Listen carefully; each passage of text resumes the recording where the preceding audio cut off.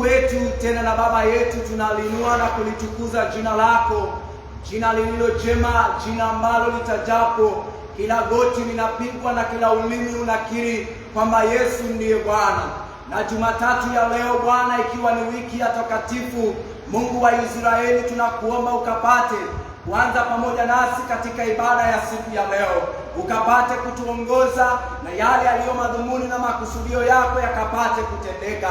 Kuanzia sasa tunajikabidhi kwako, kwamba Baba wa mbinguni, Roho wako Mtakatifu akapate kututawala na akapate kutuongoza katika njia ya kipekee. Mungu wangu na Baba yangu, wacha Baba ukatuhudumie katika sifa, katika mahubiri Bwana wa mbinguni, katika masomo Mungu wa Israeli. Wacha uende ukanene nasi na tunapotazamia na kuangazia Bwana safari hii ya msalaba. Wacha Baba wa mbinguni iwe safari ya kubadilisha maisha yetu, iwe safari Bwana ya kutuondoa katika hali zile ambazo zimekuwa ni za dhambi, na safari ya kutuweka katika meza ya mfalme na kustarehe pamoja na Baba. Wewe ni Mungu unayeweza. Na hata sasa Baba wa mbinguni, baada ya jioni ya leo, tunaomba ukapate kuchukua usukani na ukapate kututawala. Na ni katika jina safi la mwanao Yesu Kristo tumeomba na hata kuamini. Basi tutaanza ibada yetu kwa kuimba wimbo wa 106, wimbo wa 106, mwamba wenye imara, kwako nitajificha. Mwamba wenye imara, kwako nitajificha. Maji hayo na damu yaliyotoka humu unisafi na dhambi, unifanya mshindi wa kazi zote pia.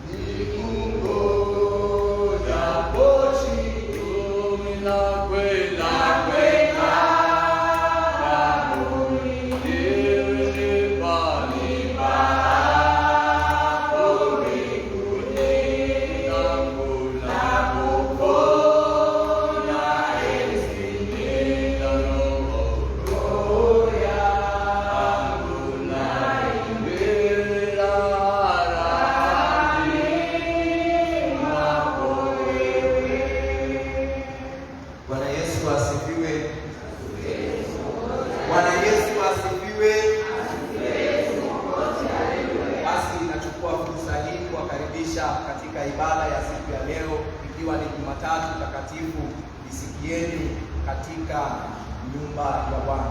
Katika vitabu vyetu vya sala, kurasa ni ule wa 2. Bwana Yesu akae nanyi. Wapendwa, tumekusanyika hapa kwa nguvu za Roho Mtakatifu tulisifu jina takatifu la Bwana Yesu na kusikia neno lake. Tumekuja tushirikiane habari njema za utukufu na neema zake, pia kuombea mahitaji yetu na ya wanaoteseka kote duniani. Kadhalika tufurahi katika pendo na amani yake. Tuarithi kwa baraka za Mungu. Tunafanywa upya kwa njia ya Roho wa Mungu. Msilague mavazi yenu kuonesha uzuri, bali mrudieni Bwana kwa moyo wa toba. Mrudieni Mwenyezi Mungu, Mungu wenu, maana yeye amejaa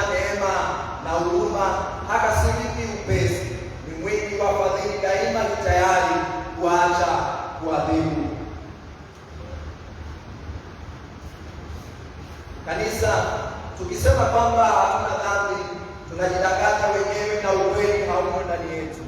Lakini tukiziungama dhambi zetu kwa toba na tumaini, Mungu ni mwaminifu na wa haki, naye atatusamehe dhambi zetu na kututakasa uovu wote. Kwa hiyo na tuziungame mbele za Baba yetu wa mbinguni. Baba uishie milele, Mungu wa wazazi wetu wa kale, mbele zako vitu vyote vinatetemeka, bali kupitia kwa mwanao waikaribia kiti chako cha enzi. Tumeasi na kukataa kutenda yaliyo mema, mioyo yetu imelemewa na dhambi. Turehemu Ee Bwana, usituhesabie makosa yetu, tujalie furaha ya msamaha na utuangazie mioyoni mwetu utukufu wa yeye aliyekufa na kufufuka kwa ajili yetu, Yesu Kristo Bwana wetu. Amen. Bwana mwenye rehema, utujalie msamaha wa dhambi zetu na amani tumeuguru kutumikia kwa Yesu Kristo Bwana wetu. Amen. Wamebarikiwa wakao nyumbani mwako, Ee Bwana, wataziimba sifa zako siku zote. Bwana Yesu asifiwe. Jina la Bwana litukuzwe. Utukufu uwe kwa Baba aliye asili ya vitu vyote. Utukufu kwa Mwana aliyefanyika mwanadamu. Utukufu kwa Roho Mtakatifu mwenye kutuhuisha, Bwana Mungu wetu milele. Haleluya. Basi tukae kwa ajili ya huduma.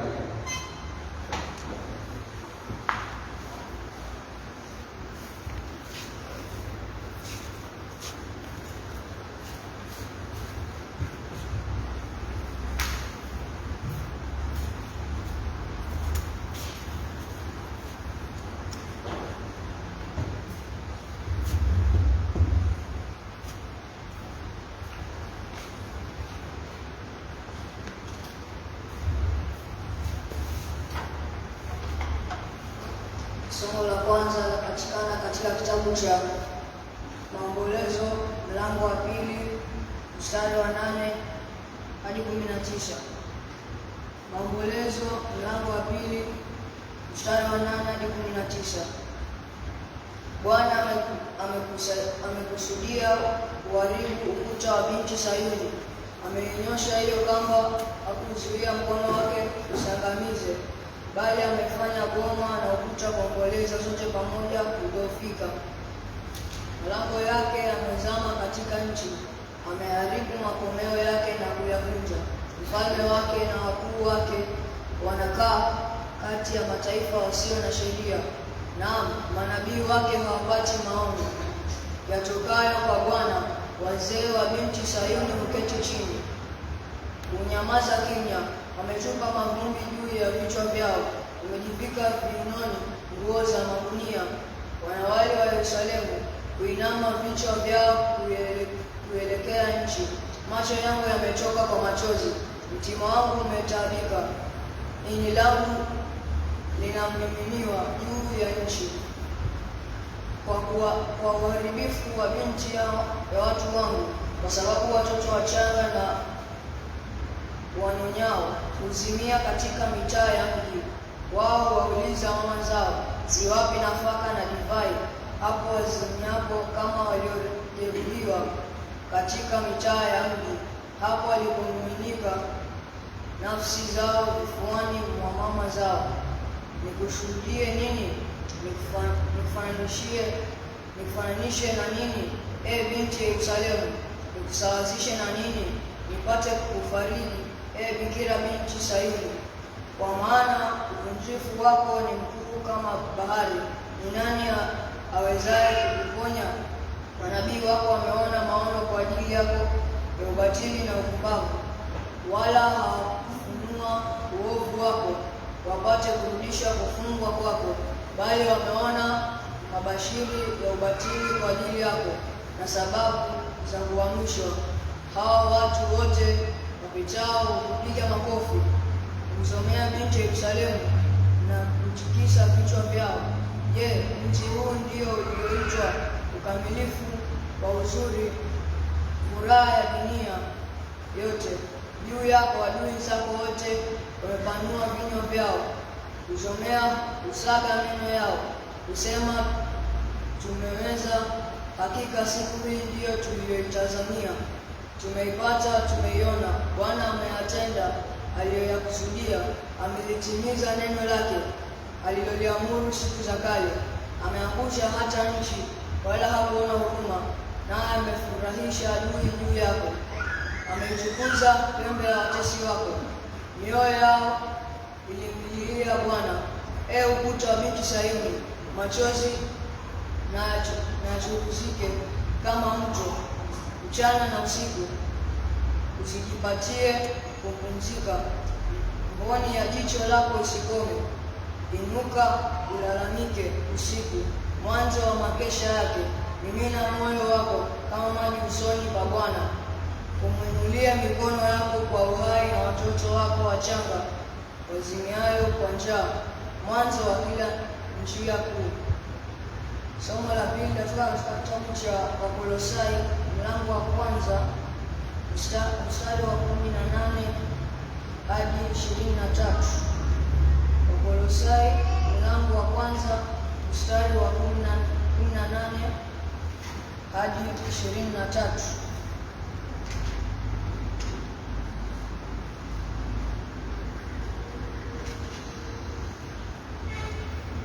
Naye ndiye kichwa cha mwili, yaani cha kanisa, naye ni mwanzo, mzaliwa wa kwanza katika wafu, ili kwamba awe mtangulizi katika yote. Kwa kuwa katika yeye ilipendeza utimilifu wote ukae, na kwa yeye kulipatanisha vitu vyote na nafsi yake, akiisha kufanya amani kwa damu ya msalaba wake. Kwa yeye ikiwa ni vitu vilivyo juu ya nchi au vilivyo mbinguni, na nyinyi mliokuwa hapo kwanza mmefarikishwa tena adui katika nia zenu kwa matendo yenu mabaya, amewapatanisha sasa katika mwili wa nyama yake kwa kufa kwake, ili walete ninyi mbele zake watakatifu wasio na mawaa wala lawama, mkidumu tu katika ile imani, hali mmewekwa juu ya msingi mkawa imara, msipogeuzwa na kuliacha tumaini la Injili mliyosikia habari zake, iliyohubiriwa katika viumbe vyote vilivyo chini ya mbingu, ambayo Paulo alikuwa mkuu wake. Kanisa, hili ndilo neno la Bwana. Mpongeze msomaji.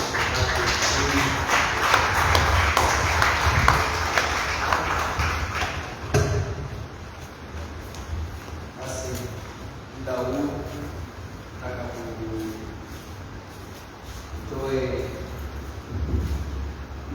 nataka tuimizane tu kama mojawapo ya matangazo kwamba ibada za sibiki hii takatifu zinaendelea kila jioni kuanzia saa 11:30. Kwa hivyo himiza jirani, himiza rafiki kwamba tunapata kuungana pamoja, na nataka tukaribishe kikundi cha Praise and Worship wakapata kutuongoza katika sifa na kuabudu tunapotayarisha kusikia kutoka kwa Bwana.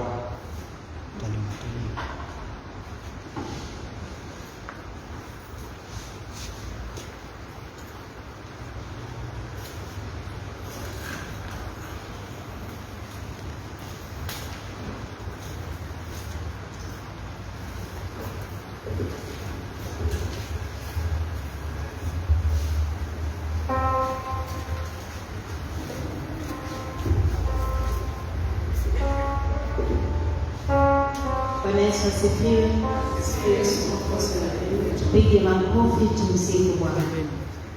Unanitosha, nitosha, Bwana wa mabwana, unanitosha, unanitosha, nitosha, Bwana wa mabwana, unanitosha, unanitosha, unanitosha.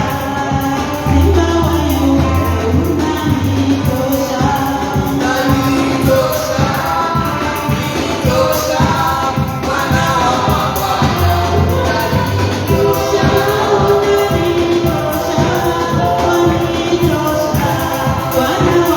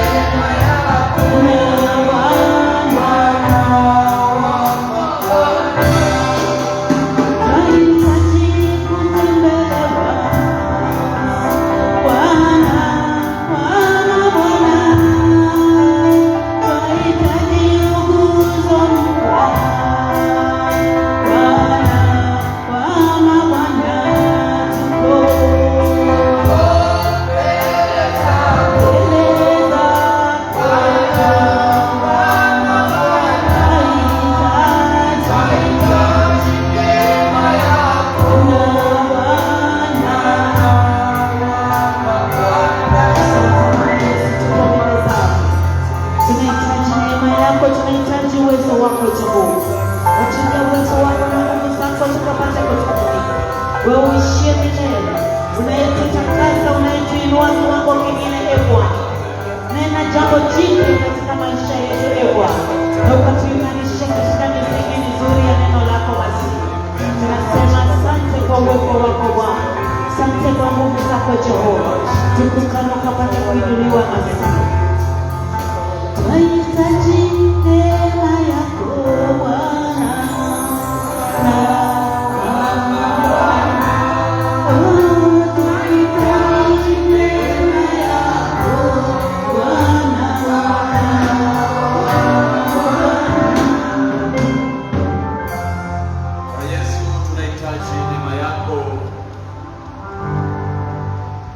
Pasipo neema yako hatuwezi fanya jambo lolote lile ambalo linaloweza kuleta utukufu mbele ya macho yako. Asante sana kwa sababu ya kipindi hiki. Tunajiangalia kwa macho ya nje, tunajiona tu wachache, lakini idadi yako umesema kama 2 watatu wanapokusanyika. Bwana Yesu, tunajua ya kwamba uko katikati yetu kwa muda huu. Tunapolitafakari neno lako, yafungue masikio yetu ya ndani tukapate kuwa tayari kusikia. Kafungue mioyo yetu tukapate kuwa tayari kupokea, na mawazo yetu yawe tayari kutenda yale yote ambayo Mungu anayotaka kutufundisha. Bwana Yesu, tufundishe kwa Kristo Bwana wetu.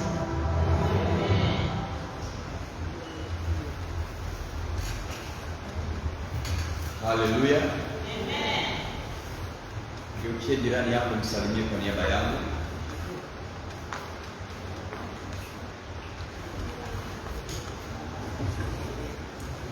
Bwana Yesu asifiwe. Nimeokoka jioni njema ya leo. Napenda sana kumshukuru Mungu kwa sababu hiyo, na kwa kipindi Mungu wetu alichotukirimia kukaa pamoja nanyi tena jioni hii ya leo. Najua tungeenda kwa akili za kibinadamu tungesema tunachoka, lakini kwa sababu tunaenenda kulingana na vile Roho anavyotuelekeza, hakuna kuchoka ndani ya safari ya Kristo Yesu. Bwana Yesu asifiwe.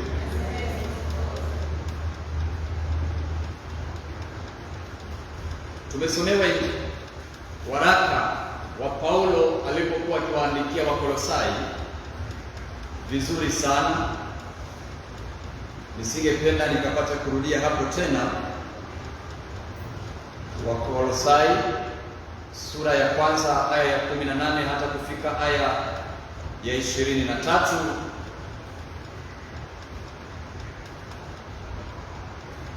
Katika kichwa Kristo ndiye kichwa cha kanisa, ama Kristo kichwa cha kanisa. Paulo anawaandikia hawa watu wa Kolosai, na tunapojaribu kuangalia Kolosai iko wapi, tunaona ni kijiji kimoja kinachopatikana huko Asia ndogo ama Minor Asia, kilichoko ndani ya jiji moja la Phrygia baada ya kuvuka Mediterranean Sea. Paulo anawaandikia watu wa Kolosai ambao walikuwa katika mafundisho yaliyokuwa yanawapoteza imani, naye anawaandikia akiwa gerezani, akiwa amejuzwa habari za watu wa Kolosai vile wanavyokuwa wakiendelea,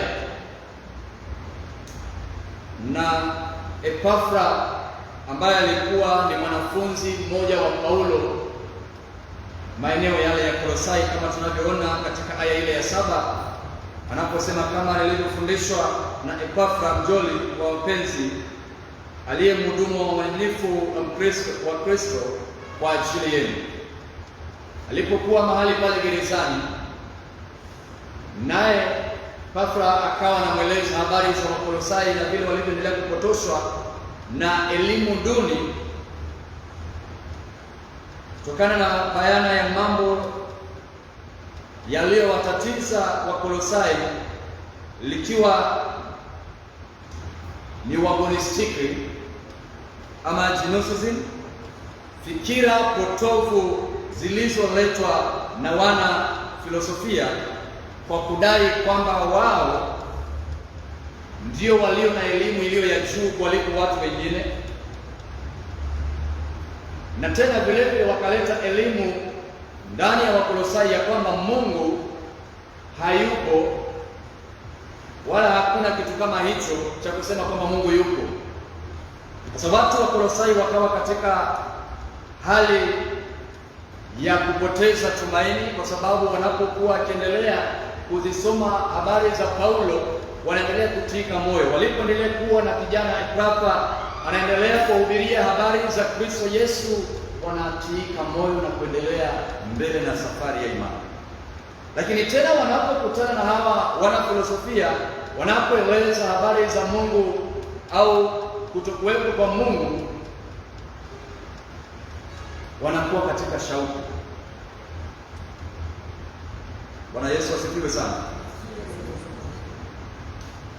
Na uagonistiki uliletwa ama ni jina moja lilipatikana katika lugha ya Kigiriki gnosis, ambalo linamaanisha kujua. Sasa hawa wanakuja na filosofia yao ya kusema ya kwamba hakuna Mungu, lakini kutokana na elimu yao wenyewe wanayojifundisha kwa mambo yao wanayoyaona kwa macho ya nje. Na tunavyoelewa hata sasa, kuna elimu ambazo zinazosambaa katikati ya Wakristo, elimu zisizoleta utukufu wa Mungu, elimu ambazo zinazotoa watu katika imani ya Kristo na kuwaleta katika imani potofu na kuanza kufuata mambo yasiyoeleweka. Haya ni mambo bayana ambayo yalionekana wakati ule kwa Wakolosai,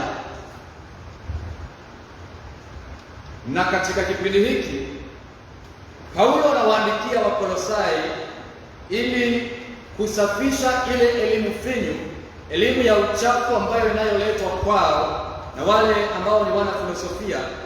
Kwanza kabisa akiendelea kuwafundisha na kuwaelekeza katika mafundisho makuu yaliyo ya Mungu. Mambo haya tunayapata baada ya kumwona Paulo akishukuru katika barua yake, akiungana pamoja na Wakolosai kumshukuru Mungu kwa sababu ya mahali alipowatoa na mahali alipowafikisha kwa ule utukufu wa Mungu ulioshuka juu ya maisha yao. Wakolosai wakiwa katika elimu hiyo wanapotoshwa na wanaanza kufuata mafundisho yasiyoelekea kwa Mungu, mafundisho yasiyoleta utukufu wa Mungu, wao wanapata kupotea. Na walipotea katika kipindi kile, lakini katika muda huu Paulo anajumuika pamoja na wao ili kushukuru kwa sababu Mungu aliwatoa mbali kutokana na elimu ambayo ni potofu. Bwana Yesu asifiwe sana. Sasa tunapoangalia katika maisha yetu ya Ukristo, kuna mambo ambayo tunaona yanapotosha imani zetu, na haya ni mambo ambayo tunayokutana nayo katika maisha yetu kila wakati, mahali ambapo tulipo kazini, mahali ambapo tulipo katika huduma zetu za kila siku, tunakutana na mambo ambayo yanayopotosha imani zetu. Na mara nyingi kwa sababu ya kutoweza kulisoma neno la Mungu, tunayashika na kusema hakika ya kwamba Bwana amesema, kwa sababu kumetokea elimu ambazo ni za kuvunja moyo, ni za kuondoa elimu ya Mungu ndani ya maisha yetu, na kwa sababu anakuja kwa jina la Mungu tunawafuata wao. Kwa sasa tuko na new religious movement NRM ambayo inayosumbua sana katika maisha ya Mkristo, maana ni makanisa yaliyoibuka yaliyo na elimu finyu ya kutaka kuonyesha kwamba Mkristo anaweza kufaidika kwa uharaka, lakini Mungu bado yule yule. Bwana Yesu asifiwe sana. Yaani kuna mambo aliyaweka tunaweza kuyafuata ili kuweza kufikia ule mtaji ule wa juu, lakini si mambo anayoletwa na elimu ambayo isiyofaa, lakini kwa sababu ya ukosefu wa elimu ya Mungu tunayakimbilia kwa upesi, na mwisho wake tunajipata tukiangukia mahali pabaya. Mwandishi katika kitabu cha Mithali 14 aya 12 anasema ya kwamba viko vitu vinavyoonekana kuwa sawa machoni kwa wanadamu, lakini mwisho wake ni njia za mauti. Mara nyingi tumefuata elimu ambayo tunayoipata kwa uharaka ili kuweza kuleta faida juu ya maisha yetu kwa upesi, tunaifuata kwa haraka, na ndio maana tunajipata kila wakati tunaweza kukimbia kwa makanisa yaliyoibuka juzi tu kwa sababu ya kusikia miujiza inayoendelea pale. Tunakimbilia pale ili kuweza kuonekaniwa mambo yetu. Unajua, kuna swali moja ambalo ninauliza, hivi wewe haujui mambo yako? Mpaka unaenda kwa nabii, nimekuja unionekanie mambo yako. Haujui mambo yako wewe? Bwana Yesu atusaidie. Haleluya. Sasa Paulo anawaandikia waraka huu wa Kolosai, kwanza kabisa akiwajulisha Mungu ni nani, na tunapoangazia mstari huu wa 18 anasema hivi: naye ndiye kichwa, naye ni mwanzo, ni mzaliwa wa kwanza katika wafu, ili kwamba awe mtangulizi katika yote. Naye ndiye kichwa. Anapoleta habari za Kristo Yesu juu ya maisha ya Wakolosai, anamwambia kwamba yule ambaye tuliyewafundisha kuhusu yeye ndiye kichwa katika kanisa, ndiye kichwa katika maisha yetu ya kila siku, na ya kwamba kama tunaweza kufaulu ni lazima tuangaze macho yetu kwa Kristo. Sasa nasi kama kanisa, ili tuweze kufaulu kama kanisa, tuweze kufaulu kama Wakristo, na tukapata kusimama na ushuhuda ulio mkuu ya kwamba Kristo Yesu ametutendea, ni lazima tuangalie kazi njema aliyoifanya na tujue hakika Kristo Yesu ni kichwa cha kanisa. Ndipo tutakapoweza kufaulu. Kuondosha elimu zote zinazokuja, kuondosha mambo yote ambayo yanayoonekana kwamba ni ya faida katika macho yetu ya nje, na kuweza kuangaza macho yetu kwa Kristo, tukijua hakika ndiye kichwa. Basi hapa ndipo mwanzo wa baraka zetu. Maana anasema hivi ya kwamba yeye naye ndiye kichwa, naye ni mwanzo. Yaani kabla ya mambo yote ambayo yanayoonekana, kabla ya vitu vyote ambavyo vinavyoonekana kwa macho ya nje na vile ambavyo visivyoonekana, yeye Kristo bado alikuwepo. Hasa hao ambao wanaokuja na elimu ya kuwapotosha, msiwaangalie wao, muangalieni Kristo. Bwana Yesu asifiwe sana. Jana tumekuwa tukikumbuka vile Yesu alivyoingia Yerusalemu, watu wakishangilia na shangwe nyingi, nderemo nyingi, wakiangusha matawi na kutanda nguo zao punda, ili mwana punda apite juu yake akiwa amembeba Yesu. Nataka nikwambie, kama tunaweza kufaulu vyema, ni lazima tumbebe Kristo katika maisha yetu. Ili kuweza kufanikiwa katika maisha yetu ya kila siku, ni lazima tumweke Yesu kuwa kichwa. Najua tunaposema kichwa ni kiongozi. Miguu yetu haitaenda mahali ambapo tunataka kama kichwa hakijasema tuende. Mikono hii haitaweza kufanya kazi kama kichwa hakijatuma ujumbe mikono hii ifanye kazi.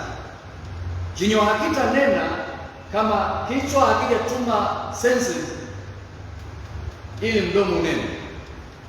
Sasa tunaona kichwa ndicho ambacho kinachoelekeza maisha, na ndipo Kristo Paulo anawaeleza Wakristo wa Kolosai ya kwamba kama mnaweza kufaulu ili msiweze kuanguka katika imani, basi ni lazima mwangaze macho yenu kwa Kristo. Sasa jioni ya leo nataka mitazamo yetu tuiweke kwa Kristo, ambaye ndiye msaada wetu wa karibu, kwa sababu kuna mambo mengi ambayo tunayaona ya kuvunja moyo.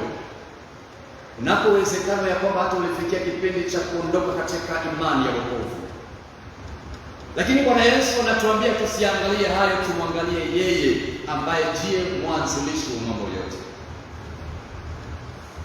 Bwana Yesu asifiwe sana. Tena Paulo anawakumbusha jambo hili la pili, anapowaambia ya kwamba mumwangalie Kristo, maana ndiye kichwa na alikuwapo hata tangu mwanzo. Basi jambo la pili ndilo hili, anasema katika aya hii ya 19, kwa kuwa katika yeye ilimpendeza utimilifu wote ukae. Ndani ya Kristo Yesu ilimpendeza Mungu utimilifu wote ukae ndani yake. Kwa hiyo tunaponena habari za Kristo Yesu kumfanya kichwa katikati ya maisha yetu, tunaelewa ya kwamba tunapomfanya kichwa katikati ya maisha yetu, kwa sababu yeye aliwekewa utimilifu wote ndani yake, tunapomruhusu Yesu akapata kutawala ndani ya maisha yetu, basi nao utimilifu unatuingia na kutujaa ndani yetu.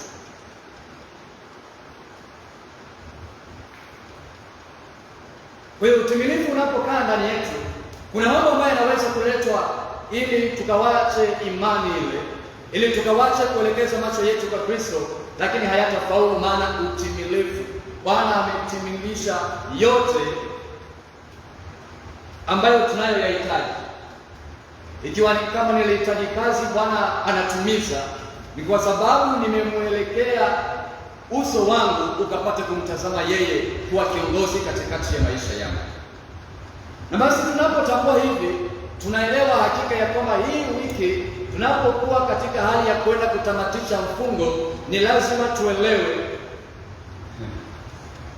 Bwana anaangalia mwisho wetu, vile tutakavyomaliza safari ya imani, sivyo tulivyoanza, bali vile tutakavyomaliza. Ndio maana anasema katika Injili ya Mathayo sura ya 24 aya ya 13 ya kwamba lakini yule atakayevumilia hata mwisho ndiye atakayeokolewa. Kuna mapito mengi tutakayokumbana nayo, kuna elimu nyingi tutakazokumbana nazo, lakini tutakaposimama na ule utimilifu wa Kristo Yesu aliyouweka ndani yetu, basi tutaweza kufika mwisho tukisema hakika Bwana umetupigania. Bwana Yesu asifiwe sana. Lakini tena Paulo anasukuma sana elimu hii kwa Wakolosai kwa kuendelea kuwahimiza jambo hili la tatu, akisema katika aya hii ya 20 ya kwamba na kwa yeye huvipatanisha vitu vyote na nafsi yake, akiisha kufanya amani kwa damu ya msalaba wake. Kwa yeye ilikuwa ni vitu vilivyo juu ya nchi au vilivyo mbinguni. Kuna jambo amelitumia hapa mwandishi akisema vitu vyote. Alipokuwa akinena kuhusu vitu vyote, yeye kuna maswali mengi yanayoendelea. Je, vitu vyote hata miti? Vitu vyote hata ardhi? Je, vitu vyote hata ndege? Vitu vyote hata wanyama? Ama alimaanisha nini? Lakini anaposema vyote, anamaanisha vile ambavyo vilivyoenda na mapenzi yake, wale wote walioenda kinyume na mapenzi yake, wale wote waliofanya mambo yasiyompendeza Mungu, basi vitu vyote vilipatanishwa na Kristo Yesu. Anawakumbusha ile elimu unayopokea kwamba hakuna Mungu, sio, maana mimi ndimi niliyowapatanisha na Mungu. Wakati ule mlipoleta kukosana katika shamba la Edeni, tunavyosoma katika Mwanzo sura ya 3 aya ya 6, vile dhambi ilivyoweza kuingia katika dunia, nasema dhambi ikaingia duniani kwa mtu mmoja, na tena ikaondolewa kati ya wanadamu na mtu mmoja. Adamu kaileta dhambi, Yesu akaondoa dhambi kwa yeyote yule atakayeamini ndani yake. Sasa ndivyo wanavyowapatia ukumbusho huu ya kwamba kwa sababu mlikosa kule mwanzo, na sisi sote kwa sababu tu wenye dhambi, basi kipindi hiki tunapowaelimisha kuhusu habari za Mungu, tunapoelimisha kuhusu habari za wokovu, tunapoelimisha kuhusu huyu Yesu, tunapowaelekeza ya kwamba mkamwabudu Mungu aliye mkuu, yeye aliyemuumba mbingu na nchi, basi muelewe Yesu Kristo alikuja akawapatanisha. Kwa hiyo hizo elimu zote zinazokuja ya kwamba Mungu hayuko, muondokee mbali, maana Mungu yuko na Yesu Kristo alikuja na kuwapatanisha. Na ndipo tunaposoma katika aya ya kwanza hata kufika aya ya 17, tunaona vile Paulo anavyoendelea kufundisha na kushukuru pamoja na wao kwa Mungu, akiwaelekeza, hebu tazama vile Mungu alivyotufanyia.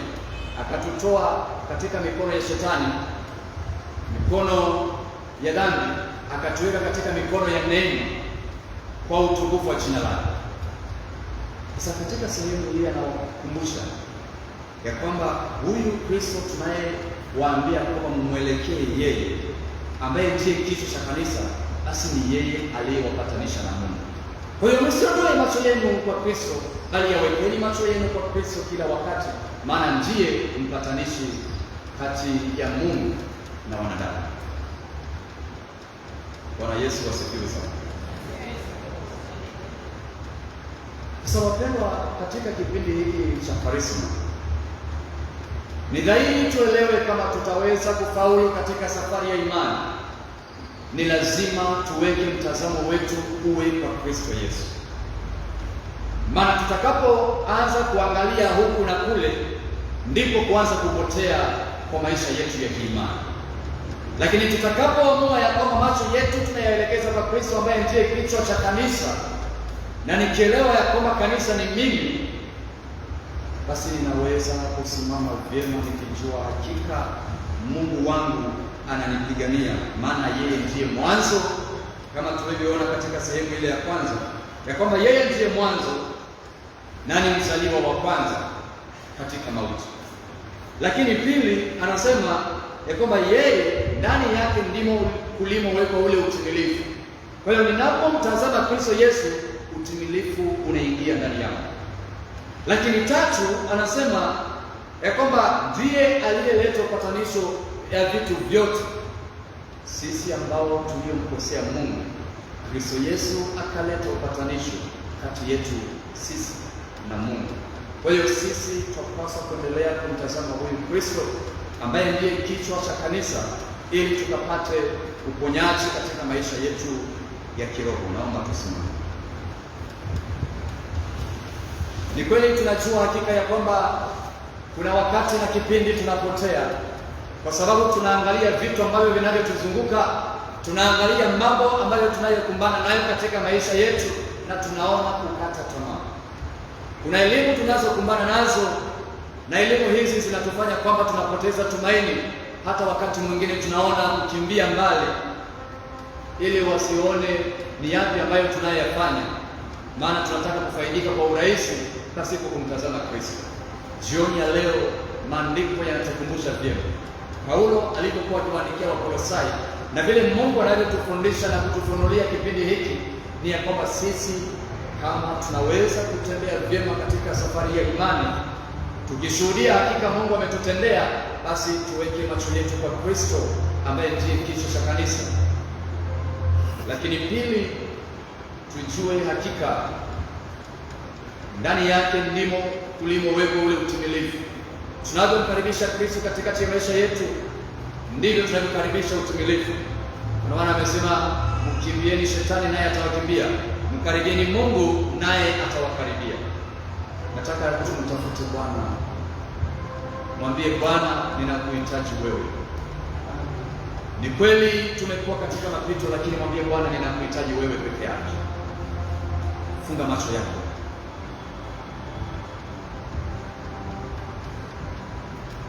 Ni wewe wa kuabudiwa, ni wewe,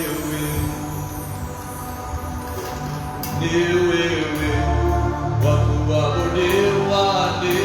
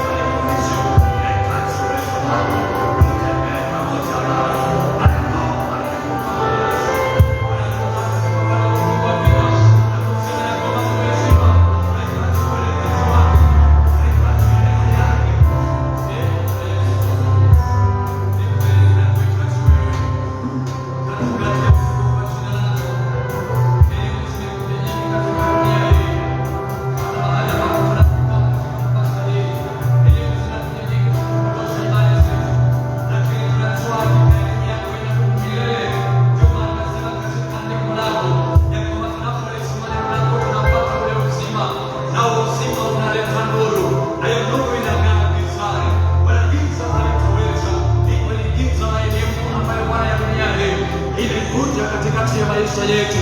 Lakini jioni ya leo tunatangaza elimu yako, jioni ya leo tunatangaza neema yako, jioni ya leo tunatangaza utukufu wako. Bwana Yesu, shuka na nguvu zako, shuka na uwezo wako, tukatembee pamoja nasi. Macho yetu tunaelekeza kwako jioni ya leo. Elimu nyingi zimekuja zikamnoa macho yetu kwako, lakini Bwana Yesu tunaelekeza macho yetu kwako. Bwana Yesu tusaidie, Yesu tuelekeze mwenyewe. Elimu za dunia hii tumechoka nazo, tunataka elimu yako ikatuelekeze. Shusha Roho wako sasa, hudumia kanisa lako. Bwana Yesu, shusha Roho wako akahudumie kanisa lako. Utulivu wako Yesu ukatujae, neema yako Mungu ikajae ndani yetu.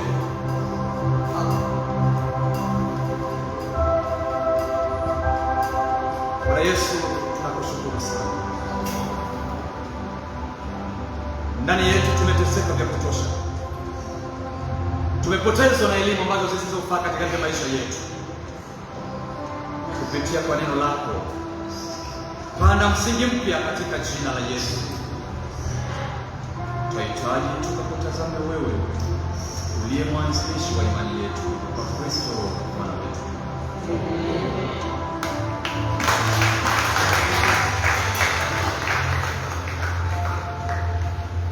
Asante.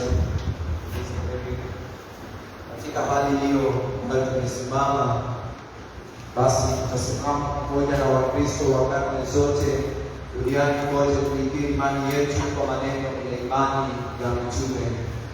Namwamini Mungu Baba mwenye enzi, muumba wa mbingu na nchi, na Yesu Kristo mwana wake wa pekee, Bwana wetu, aliyechukuliwa mimba kwa uwezo wa Roho Mtakatifu, akazaliwa na Bikira Mariamu, akateswa wakati wa utawala wa Poncio Pilato, akasulubiwa, akafa, akazikwa, akashuka kwa wafu, siku ya tatu akafufuka kutoka kaburini, akapaa kwenda mbinguni, na sasa ameketi mkono wa kuume wa Baba mwenye enzi. Kutoka huko atakuja tena kuwahukumu watu walio hai na waliokufa. Namwamini Roho Mtakatifu, kanisa takatifu ulimwenguni kote, shirika la watakatifu, msamaha wa dhambi, ufufuo wa mwili na uzima wa milele. Bwana Yesu ambaye nanyi, kwa ujasiri tuombe kama alivyotufundisha Mwokozi wetu. Baba yetu uliye mbinguni, jina lako litukuzwe, ufalme wako uje, utakalo lifanyike duniani kama mbinguni. Utupe leo chakula chetu cha kila siku, usamehe makosa yetu kama sisi tunavyowasamehe waliotukosea, usitie majaribuni, lakini utuokoe na uovu, kwa kuwa ufalme ni wako na nguvu na utukufu sasa. Amen. Bwana, utuoneshe rehema zako. Bwana, uongoze rais wetu, wahudumu wako wakutumikie kwa uaminifu katika pone na giza kuu, kama miti iliyo kando kando ya maji. Utujalie tuwe chumvi ya dunia, utukufu wako uijaze dunia yote. Basi sala iliyoamriwa kwa siku ya leo,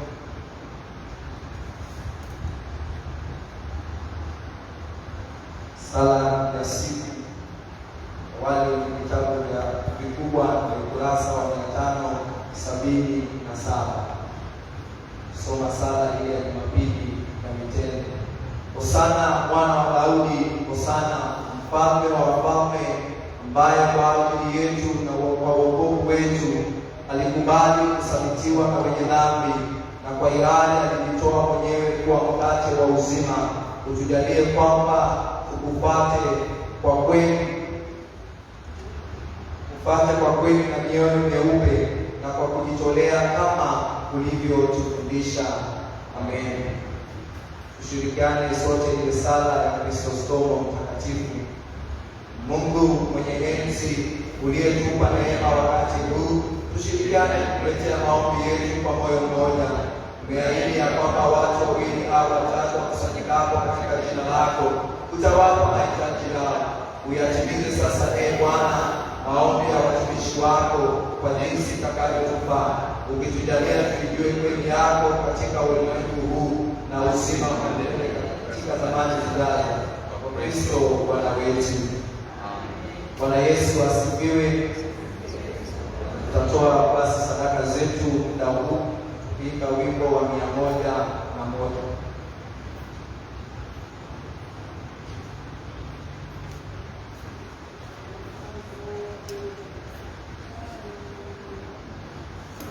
Tusimame tunapotoa sadaka zetu, kuimba wimbo wa 101, nitwae hivi nilivyo.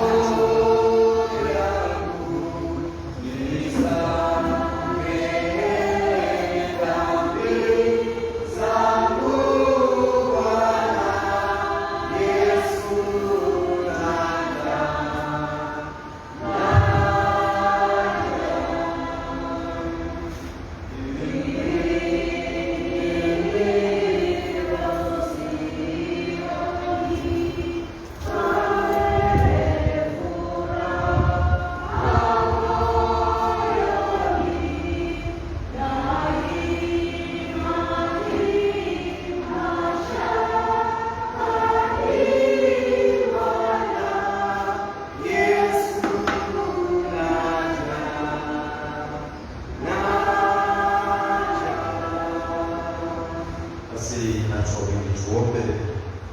Baba wa Bwana wetu Yesu Kristo, tunakushukuru sana kwa sababu wewe umependa jioni njema ya leo tukakusanyike mahali pamoja, maana ndilo andiko lako lililonena ya kwamba tusiache kukutana. Tunakushukuru sana kwa sababu ya neno lako. Asante sana kwa sababu ya uhai ambao Bwana unaendelea kutujalia.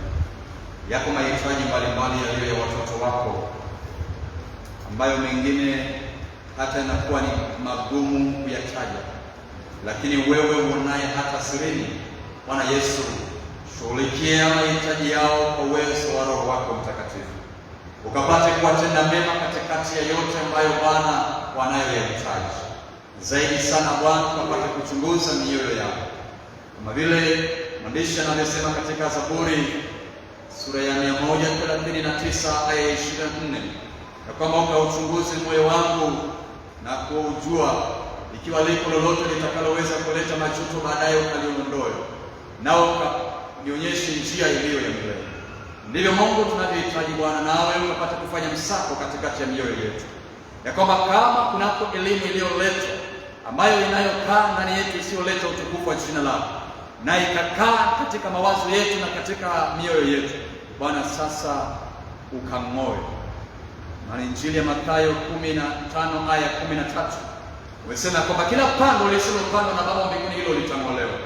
Jioni ya leo ninang'oa kila mapando yote kwa uwezo wa jina lako, katika jina la Yesu Kristo. Tembea pamoja na watoto wako, na zaidi sana ukapata kubariki vipaji hivi tulivyoendelea kukutolea, na neema na Roho wako Mtakatifu aendelee kuwa pamoja nasi katika yote, na utukufu wako Bwana ukapata kuangaza ndani yetu, katika jina la Yesu Kristo tunaomba hata kwa Mungu. Basi mgeukie mwenzako wakati unapoendelea kumsalimia, tuseme neema kwa pamoja. Neema ya Bwana wetu Yesu Kristo, mapenzi ya Mungu Baba na ushirika wa Roho Mtakatifu ukae sote sasa. Amen. Tunawashukuru kwa kuwa sehemu ya ibada ya siku ya leo, ikiwa ni Jumatatu Takatifu. Siku ya kesho pia tutakuwa na ibada kama hii, kuanzia saa 11:30 jioni. Tunaomba ukuje na rafiki na wale wa nyumba yako. Tutafungukana basi tukiimba wimbo wa 237, wimbo wa 239, kwamba Yesu kwetu ni rafiki.